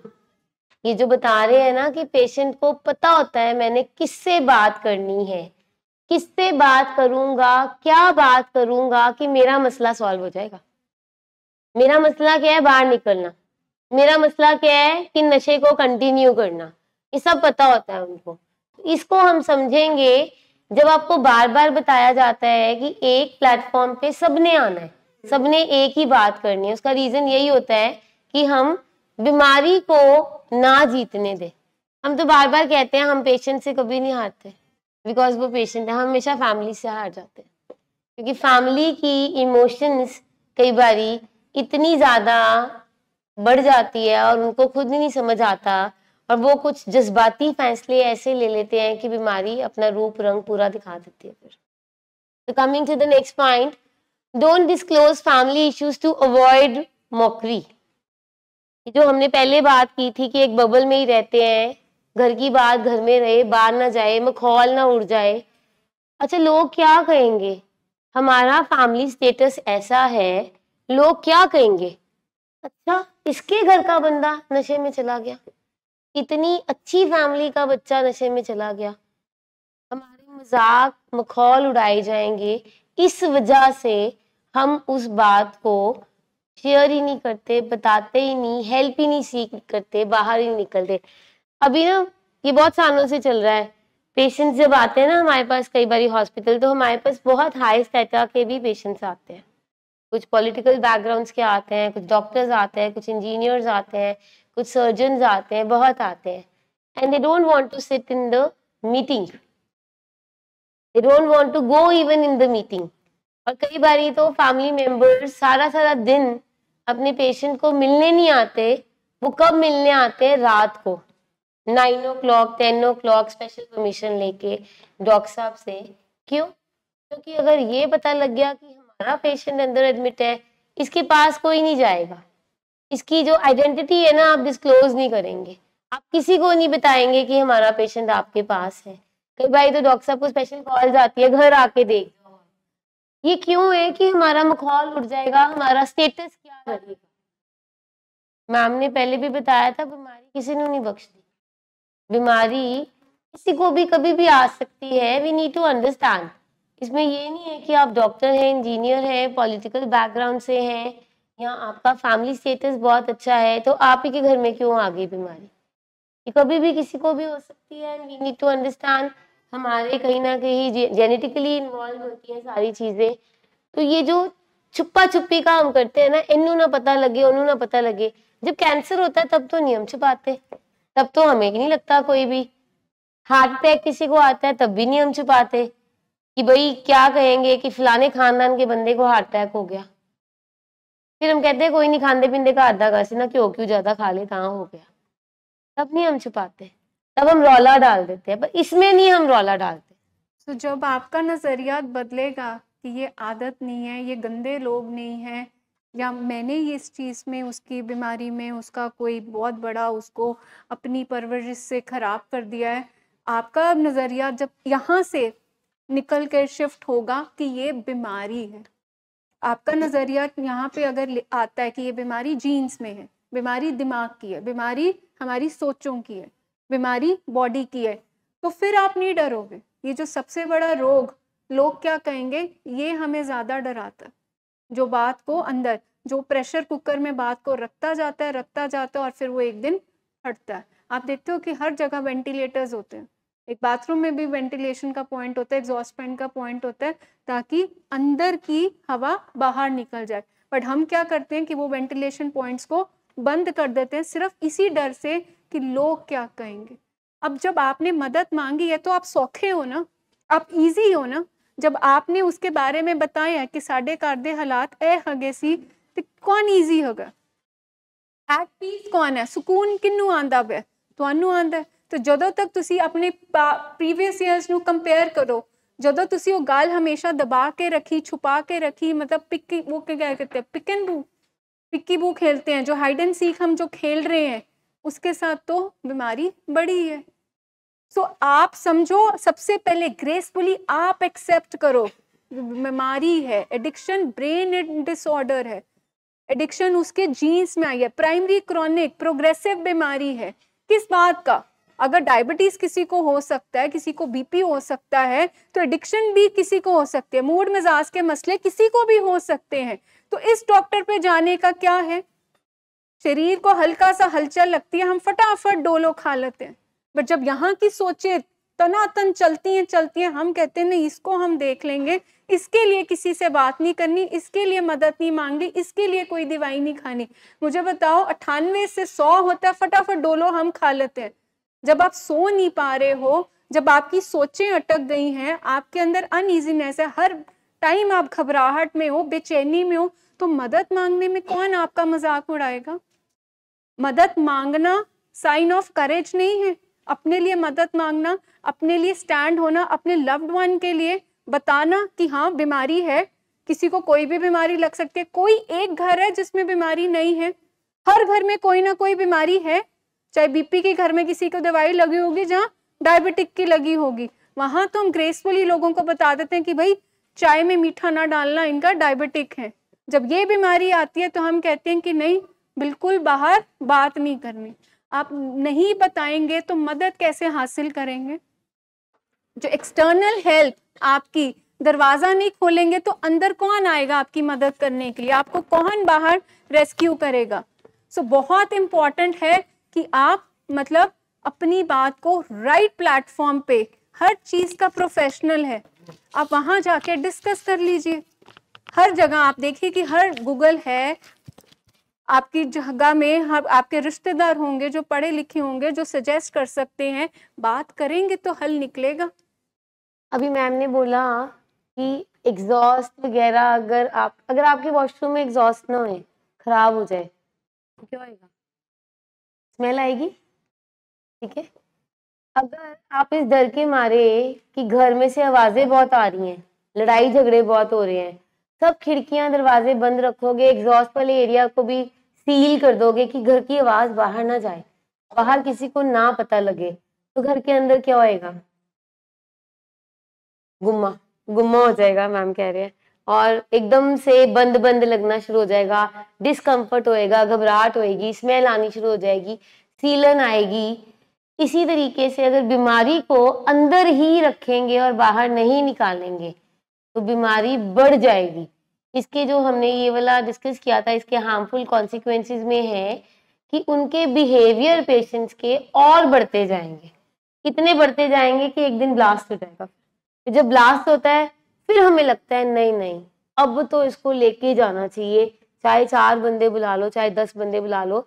जब भी पेशेंट आता है हमारे पास और जब हम फर्स्ट इनकी इंटरवेंशन कराते हैं तो उस टाइम पे हम यही पूछते हैं कि पिछले 5 कौन से इंसिडेंट्स थे, पिछली 5 1 महीने 2 महीने में क्या ऐसे इंसिडेंट्स हुए, कौन सी ऐसी बम्बार्डमेंट हुई, कौन सा ऐसा बिहेवियर हुआ कि आपको लेके आना। We need to understand this. Next point हमारा है, नेक्स्ट करेंगे प्लीज। अगर हम इस शर्म से छुपा छुपी खेलेंगे, नहीं बताएंगे, तो बीमारी अपना रूप रंग और ज्यादा आगे कर लेगी। नेक्स्ट पॉइंट है emotions are more important than everything else. मतलब हमारे जज्बात सबसे ज़्यादा इम्पॉर्टेंट है। मतलब इंसान को उसके हालात नहीं मरवाते, उसके जज्बात मरवाते हैं। और जब ये बीमारी घर पे आती है, जब हम अपने रिश्तों में जब डीलिंग करते हैं, तो हमारे सबसे ज़्यादा प्रधान कौन होता है, प्राइम पे कौन बैठा होता है, हमारा प्राइम फोर्स कौन से चल रहा होता है, प्राइम सेंटर ब्रेन का, हमारा इमोशनल ब्रेन, जिसको हम इतना सच्चा मानते हैं। हमें लगता है कि जो हम महसूस कर रहे हैं, जो हम सोच रहे हैं, बस वो ही सच है। हम अपनी मत की, हम अपनी लॉजिक की इस्तेमाल ही नहीं करते, जिससे ना कोई प्रॉब्लम सॉल्व होती है, ना कोई हमें सोल्यूशन मिलता है। हम भावनाओं में बह के उनकी जायज़ न जायज़ हर बात को मानते हैं। हम भावनाओं में बह के उनकी एडिक्शन को इनेबल करते हैं। हम उनकी बीमारी को पर्दा डालते हैं, हम उनके लिए झूठ बोलते हैं, हम उनको कवर अप करते हैं, हम रियलिटी को डाउन प्ले कर देते हैं, हम भावनाओं में बह के डिस्चार्ज कर लेते हैं, हम भावनाओं में वास्तव में बह के फॉलो अप मिस कर देते हैं, हम भावनाओं में बह के दिवाई भी बंद कर देते हैं। जब एक वो प्यार वास्तव से देता है तो हमारा क्या होता है, इमोशनल ब्रेन इतना हावी हो जाता है, तो हमें लगता है कि रिश्ता बहुत इंपॉर्टेंट है, बीमारी सेकेंडरी है। आप इतना समझिए कि पेशेंट का इलाज चलता रहेगा, अगर वो फंक्शनल भी हो गया, वो अपनी लाइफ में काम करेगा तब भी इलाज चलेगा।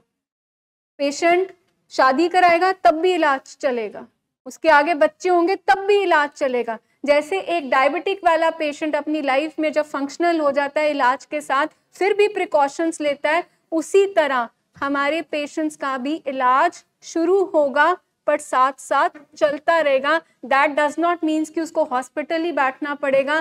दैट मीन्स कि बीमारी के कुछ लिमिटेशंस हैं, कुछ प्रिकॉशंस हैं जो उसको लाइफ लॉन्ग फॉलो करनी पड़ेंगी, क्योंकि बीमारी क्रॉनिक है। जिस तरह एक डायबिटिक पेशेंट को ता जिंदगी प्रिकॉशंस लेनी पड़ती है, उसी तरह एडिक्शन की बीमारी में भी उसको एक्सेप्ट करनी होंगी कुछ लिमिटेशंस, कुछ स्टैंड्स। जो स्टैंड्स मिलते हैं, अकेले नहीं जाना, पैसे नहीं रखने, इनिशियल फेज पे ये येलो ग्रीन में होंगे, बट टाइम बिंग उसको हर चीज के लिए अपने आप को सरेंडर करना पड़ेगा। जो इमोशंस की मैम ने बात की है, तो कई बार फैमिली मेंबर्स हमें आके कहते हैं, मैम तो नहीं पता साडा रिश्ता ही इहो जिहा है, मैं माँ है ना, मैं भैन हाँ ना, मैं भरा हाँ ना, मैं बाप हाँ ना, मैंने सुनना ही पैंदा है, मैंने करना ही पैंदा है। तो जज्बाती फैसले कई बारी हमें प्रॉब्लम में लेके जाते हैं। अच्छा, कई बारी ना हमें ये स्टेटमेंट मिलती है कि एडिक्शन का ट्रीटमेंट ऐसा है जो शुरू होता है पर कभी खत्म नहीं होता, सारी जिंदगी चलता रहता है। और इस वजह से कई बारी फैमिली मेंबर्स और पेशेंट्स बहुत ज़्यादा इरिटेट होते हैं और हमें ये क्वेश्चन करते हैं। तो मैं आपको ये इसका जवाब देना चाहती हूँ। हम बहुत बार ही बोल चुके हैं कि इट डिपेंड्स अपॉन कि आपकी एडिक्शन के साथ कोमॉर्बिड इलनेस क्या है। अगर एडिक्शन के साथ बाइपोलर है तो बाइपोलर का इलाज लंबा ही चलेगा। अगर स्किज़ोफ्रेनिया है या साइकोसिस है तो उसका इलाज लंबा चलेगा, पर इसका मतलब ये नहीं होता कि सारी जिंदगी हमें दवाइयाँ चलनी है या इंडोर एडमिट रहना है। सारी जिंदगी कोई इंडोर एडमिट नहीं होता। जैसे कैंसर का इलाज होता है, कल हमने अपनी काउंसलिंग में भी डिस्कस किया था। जब कैंसर हुआ डिटेक्ट, आपकी ट्रीटमेंट हुई, रेडियोथेरेपी हुई, कीमोथेरेपी हुई, कोई भी इंजेक्शंस लगे, जब कैंसर ठीक भी हो जाता है उसके बाद क्या करना पड़ता है? मेरे स्टूडेंट्स बताएंगे, कल जवाब दिया था, फॉलो अप। कैंसर के ट्रीटमेंट के बाद अगर सब कुछ ठीक हो गया है तो फॉलो अप करना पड़ता है। और क्या करना पड़ता है सर? एक चीज और करनी पड़ती है, टेस्टिंग। डायग्नोसिस में आपने बताया था कि उसका डायग्नोस कराना पड़ता है आफ्टर 6 months और सो दोबारा से सारी स्क्रीनिंग टेस्टिंग करानी पड़ती है। क्यों? कहीं रीग्रो तो नहीं कर गया, कहीं दोबारा से वापस तो नहीं आ गया। तो एडिक्शन में भी जब हम ठीक हो गए हैं, हमने नशा छोड़ दिया है, पर हमें फॉलो अप्स के लिए कंटिन्यूसली जाना पड़ता है ताकि दोबारा से रीग्रो ना कर जाए, दोबारा से वापस ना आ जाए वो। और कहीं वो साइन एंड सिम्टम्स ना आ जाए। और बात बिहेवियर की है, हम नशे का इलाज नहीं कर रहे हैं, हम ब्रेन का ट्रीटमेंट कर रहे हैं। अगर बिहेवियर वहीं का वही रहेगा और सिमिलर रहेगा, इसका मतलब हम रिकवरी में नहीं है। We need to see the behaviour कि बिहेवियर ठीक हुआ कि नहीं हुआ, जिस बिहेवियर की वजह से हम पहली बार लेके आए थे। अगर आज भी वही बिहेवियर है, वही मन मर्जियां हैं, तो दैट मीन्स अभी हम रिकवरी में नहीं है, हमें एक स्टेप और आगे चलना पड़ेगा। Coming to the next point, आगे करेंगे please. It's the duty of daughters to take care of their brother. So again the gender biases कि बहन का फर्ज है अपने भाई की देखभाल करना। भाई जो मर्जी करे, लेट आए सवेर जाए, बहन का फर्ज है उसको थाली परोस के दे, बहन का फर्ज है उसका कमरा साफ करके दे, बहन का फर्ज है उसका बैग पैक करके दे, और बेटा हमारा राजा बाबू। तो it's the duty of daughters. मतलब आप अपने आप से खुद से क्वेश्चन करिए, हम वितकरा तो घर पे ही करते हैं, ये लड़का है ये लड़की है, ये इतनी लिबर्टी हम लड़के को दे सकते हैं, इतनी लिबर्टी हम लड़की को नहीं दे सकते। मन मर्जी लड़के कर सकते हैं, मन मर्जी लड़की नहीं कर सकती है। लड़का ऊंची आवाज में बात कर सकता है, बेटी नहीं कर सकती। वो अपने हिसाब से आ सकता है, जा सकता है, लड़की अपने हिसाब से करियर भी नहीं चूज कर सकती, क्योंकि उसको तो हमने आगे ब्याना है। तो ये जो सेंस ऑफ इंटाइटलमेंट जो हम पहले भी बात कर रहे हैं, जो आपने प्रिविलेज एक्स्ट्रा दी हुई है, स्पेशल, आई एम स्पेशल, जो इनके अंदर घर करके गया हुआ है, दैट इज अ प्रॉब्लम। मतलब ये हमें अपना नजरिया बदलना पड़ेगा कि अगर बीमारी है तो इक्वली इस रिश्ते में हम सबको 33% निभाना पड़ेगा। ऐसा नहीं है कि एक यहाँ पे सब कुछ एडिक्ट है, वो अपनी मनमर्जी कर रहा है, दूसरा इनेबलिंग कर रहा है, और तीसरा उसकी साफ सफाई में उसके कॉन्सिक्वेंसेस को कवर अप करने में लगा हुआ है। सो ये जो स्पेशल यहाँ पर आता है, जब हम देखते हैं अपनी फैमिलीज में कि they are more privileged, and more privilege means कि हमने उनको ग्रो करने का मौका ही नहीं दिया, हमने उनको चैलेंजेस, उनको डिस्कम्फर्ट में कभी डाला ही नहीं। अब जिस इंसान को डिस्कम्फर्ट झेलना नहीं आता, लाइफ के चैलेंजेस, उतार चढ़ाव झेलने नहीं आते, तो वो तो तैयार ही नहीं हुआ। वो आगे जाके क्या करेगा? वो इजी सब्स्टिट्यूट क्या लेगा अपने मूड को ठीक करने के लिए? क्योंकि जो इंसान लाइफ में उसके एक्सपीरियंसेस उसको स्ट्रॉन्ग बनाते हैं, बट अगर हमने उन एक्सपीरियंसेस से, उस पतझड़ से हमेशा इनको बचाया है, तो ये अपनी लाइफ में ग्रो कैसे करेंगे? ये सीखेंगे कैसे? वो कहते हैं ना, स्मूथ सी नेवर मेक स्किलफुल सेलर। आपने हमेशा स्मूथ सी इनको दिया है, तो ये स्किलफुल कब बनेंगे? ये अपनी लाइफ में कब चीज़ों को करना सीखेंगे? और हम देखते हैं कि girls are more creative, girls are more capable of doing multitasking, each and every task. और यहाँ पे अगर हम पूछते हैं कि खाना भी बनाना आता है, नो मैम, शेयर करनी है। अगर उनको रिस्पॉन्सिबिलिटी आपने दी है, तो आपको इक्वली इनको भी रिस्पॉन्सिबल बनाना है। आपको इनके हिस्से के काम इन्हीं को देने हैं ताकि ये कर सके। That is more important. Next point हम थोड़ा जल्दी जल्दी कवर करेंगे। We don't need to change our family dynamics. ਅਸੀਂ नहीं बदलना, साडा जो फैमिली सिस्टम है उन्होंने उस तरह ही रहने दो, ਤੁਹਾਨੂੰ नहीं पता। हमारे घर में जो असूल चल रहे हैं, जो इसके दादाजी बहुत डांटे हैं या इसके घर के बाकी फैमिली मेंबर्स हैं, हमें जैसे हैं हमें वैसे ही रहने दो, आप हमें बदलने के लिए मत करो। आप इसका इलाज करो, इसको प्रॉब्लम है, इसकी काउंसलिंग करो, इसके दिमाग को वॉश कर दो, बस इसका ब्रेन वॉश कर दो, इसके दिमाग को ऐसा वॉश करो, ऐसा ट्रीटमेंट दो कि ये कभी नशे के बारे में सोचे ही ना, इसको ख्याल ही कोई ना आए, इसकी नजर ही ना उधर जाए, इसका ध्यान ही ना उधर जाए।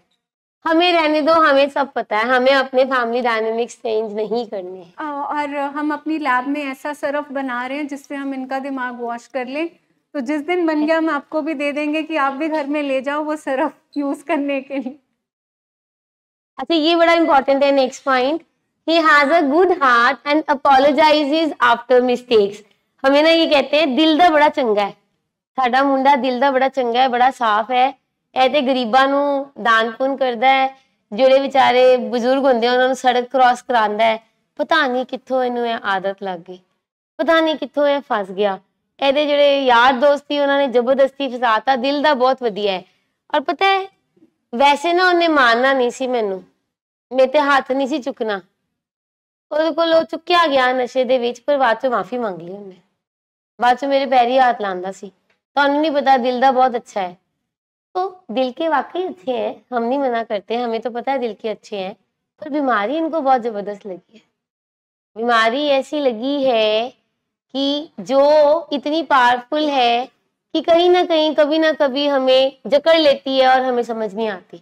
हम अपनी इमोशंस में कि बहुत प्यारा है, बहुत अच्छा है, बहुत राजा बेटा है, मेरा खून है, मेरे जज्बात हैं, आप इस चीज को समझो, हम कहीं ना कहीं ये भूल जाते हैं कि बीमारी कुछ भी करवा लेते हैं, कुछ भी। अभी काफी देर पहले हमारे पास एक पेशेंट आए थे, उनकी मदर थे, पूरा सिर पे उनके पट्टी बंधी हुई थी। एंड जब हमने कंसल्टेशन कराई या उनका डाटा इंटरवेंशन कराया, 2.5 महीने तक उन्होंने हमें नहीं बताया सिर पे क्या हुआ था। कह रहे थे फिसल गई, चोट लग गई। 2.5 महीने बाद पेशेंट ने हमें बताया कि मैंने पी हुई थी और मुझे गुस्सा आया और मैंने टेबल मम्मी के सिर पे मारा था। After 2.5 months of treatment. तो हम ये नहीं कहते, they are very good, they have good heart, we understand, but बीमारी जो है ना वो किसी को नहीं छोड़ती। ये जो एक्स्ट्रा फॉरगिविंग नेचर है कि वो गलती भी करेगा फिर माफ़ी भी मांग लेगा और हम माफ़ी हर बार देंगे। गलती एक बार होती है अनचाहे वे में, जब उसी बिहेवियर को आप बार बार बार फॉरगिव कर रहे हो, नज़रअंदाज कर रहे हो, इसका मतलब आप उसके उस एडिक्टिव बिहेवियर को वापस रीइंफोर्स कर रहे हो कि गलत करो, घर में तोड़ा फाड़ी करो, ऊंचा नीचा बोलो, मार कुटाई करो, उसके बाद क्या बोलना है, सॉरी है, आप उसको रिपीट कर सकते हो। इसका मतलब जो हमने हमेशा उनकी गलतियों पे उनको कॉन्सिक्वेंस नहीं दिया, तो हमने उनके एडिक्टिव बिहेवियर को बढ़ावा दिया, उसी को रीइंफोर्स दिया कि मैं जो मर्जी जैसा मर्जी कर सकता हूँ, मैं घर में तू मैं पे आ सकता हूँ, हाथ उठा सकता हूँ, बोल बुलारा कर सकता हूँ। उसकी पीछे सजा क्या है, सिर्फ माफ़ी। माफ़ी में सिर्फ क्या बोलना है, सॉरी मुझसे गलती हो गई। सिर्फ क्या गलती होने से क्या ये बदल जाएंगे और आपने हर बार जो माफ़ किया, दैट मीन्स कहीं ना कहीं हमने ही उनके उस बिहेवियर को इनेबल किया कि पी लो, पी के आके बोल दो सॉरी, हाथ उठा लो, आके क्या बोल दो सॉरी। तो इजी वे आउट है कि कुछ भी करो और उसके बाद आके क्या बोलो, यार पता नहीं लग गया, सॉरी अगली बार नहीं होएगा। दैट मीन्स कि आपने किस चीज को दे दिया, ग्रीन फ्लैग, गो हेड, अगली बार भी यही करना। हम आपको ये नहीं कह रहे कि आपको अपने बच्चे या अपने लव्ड वन के अगेंस्ट जाना है। हम हमेशा कहते हैं कि आप और उसको और उसकी बीमारी को अलग अलग करके देखिए। वो अलग है, उसकी बीमारी के बिहेवियर्स अलग है। अगर आज हमने उसकी बीमारी के बिहेवियर्स को एड्रेस नहीं किया, वही वापस विशियस सर्कल में आपको उसी चक्करव्यूह में वही बिहेवियर्स उसके वापस फंसाएंगे। इसलिए चेक करना बहुत ज़रूरी है। नेक्स्ट है, we can't cause discomfort to our children. हम अपने बच्चे को औखा नहीं कर सकते। हम नहीं चाहते कि वो औखा रहे। जब इनिशियली हमारे पास आता है ना बच्चा, तो बड़ी कॉल्स आती हैं, सो गया, एसी चलता पे, ब्लैंकेट देता जे, रोटी ठीक मिल गई सी, गरम गरम रोटियां मिल रही हैं कि ठंडियां मिल रही हैं। तो ये बड़ी कॉल्स आती हैं। जब हम नशे में होते हैं तब हमने कभी गरम रोटी नहीं खाई होती। मम्मियाँ बेचारी वाइफ खाना लेके बैठी होती हैं, हमें कुछ नहीं पता होता कि हम क्या कह रहे हैं। हम बस ये कहते हैं कि डिस्कम्फर्ट कोई नहीं होना चाहिए। तो इतना कंफर्ट हमने दिया होता है कि उनको अपनी रिस्पॉन्सिबिलिटी कभी लेते ही नहीं है वो। अच्छा, ये बात मैं इनके सामने बोल रही हूँ, सबके सामने। जब कभी आपने अपने बच्चों को मर्सिडीज लेके दी है या कोई गाड़ी लेके दी है और जब उसने कोई गलत बिहेवियर किया, शीशे तोड़े, क्या कुछ भी तोड़ा, क्या आपने उसकी गाड़ी की चाबी वापस ले ली थी या थोड़ी देर के लिए उसको कॉन्सिक्वेंस दिया था?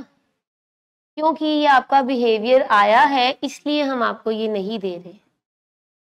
हमने कभी भी नहीं किया, क्योंकि चाहते हैं कि वो कंफर्टेबल रहें, डिस्कम्फर्ट में ना जाए। हम ये नहीं कहते कि आप अपने बच्चों को प्यार करना बंद कर दें। हम ये नहीं कहते कि उनको आप डिस्कम्फर्टेबल पोजीशन में रखें कुछ ऐसे पेरेंट्स भी आते हैं कई बार कि कमरे में बंद कर देते हैं, जंजीरें डाल देते हैं, ऐसा कभी नहीं हम चाहते। बट हम ये चाहते हैं कि जब बिहेवियर आता है ना, उस टाइम पे एक कॉन्सिक्वेंस होना चाहिए, दैट इज मस्ट। क्योंकि आज अगर ब्रेन को कॉन्सिक्वेंस नहीं मिलेगा तो ब्रेन की कंडीशनिंग हो जाएगी और वो चीजें बार बार रिपीट होंगी ना चाहते हुए भी।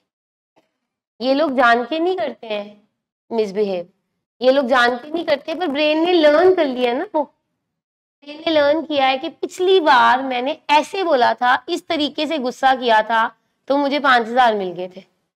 पिछली बार मैंने ये वाला कांच तोड़ा था तो मेरी ये वाली बात मानी गई थी और मुझे गाड़ी की चाबी मिल गई थी। तो वी नीड टू अंडरस्टैंड कि बिहेवियर्स कहाँ पे है।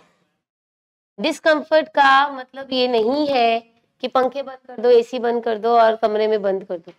डिस्कम्फर्ट का मतलब है कि जो सहूलतें हमने दी हुई हैं थोड़ी देर के लिए उसको विड्रॉ करें, जब तक कि राइट नेक्स्ट अच्छा एक्शन नहीं आ जाता। जब दे से दैट पेन इनएविटेबल है हमारी लाइफ में, हम सबकी लाइफ में पेन आनी है एंड डिस्कम्फर्ट जोन में ही हम ग्रो करते हैं।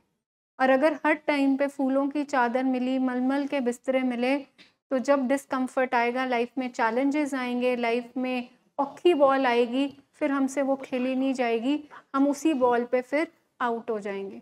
और अगर हम आउट हो गए तो हमारे लिए एक ही चीज़ दिखती है, हमारा नशा।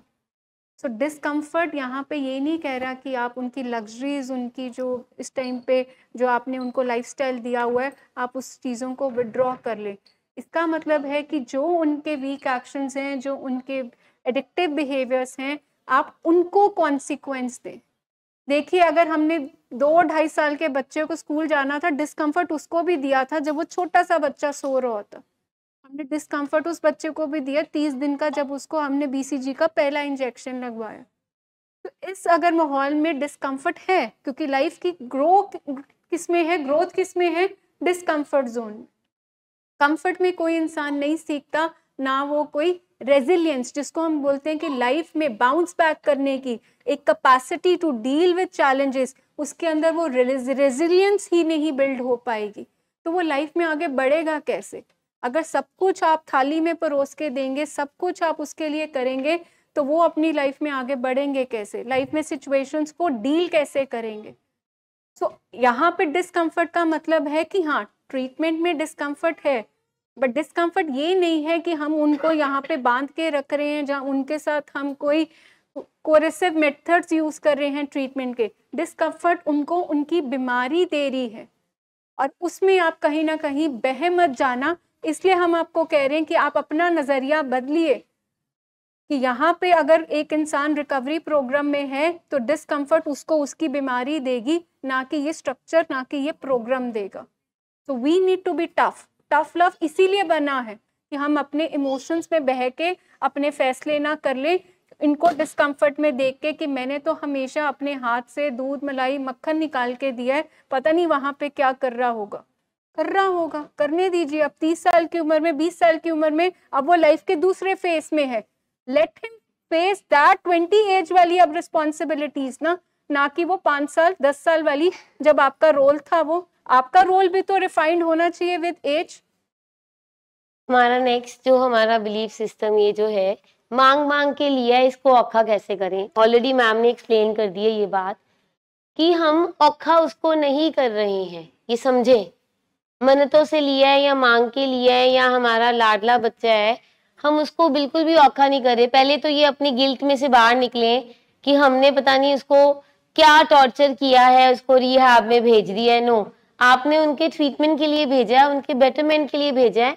हम लोग जब दून स्कूल भेजते हैं या डलहौजी भेजते हैं या हम किसी और स्कूल में भेजते हैं, हॉस्टल में, तब हम किस लिए भेजते हैं? तभी तो हम अपने से परे करते ही हैं थोड़ी देर के लिए। वो किस लिए भेजते हैं? उसकी लाइफ बेटर हो जाए, कोई अच्छी एकेडमिक उसका करियर बढ़िया हो जाए, या इवन आफ्टर दैट आजकल मोस्टली बच्चे कनाडा जा रहे हैं, ऑस्ट्रेलिया जा रहे हैं, US जा रहे हैं पढ़ाइयों के लिए। हम क्यों भेज रहे हैं उनको, क्यों अलाउ कर रहे हैं?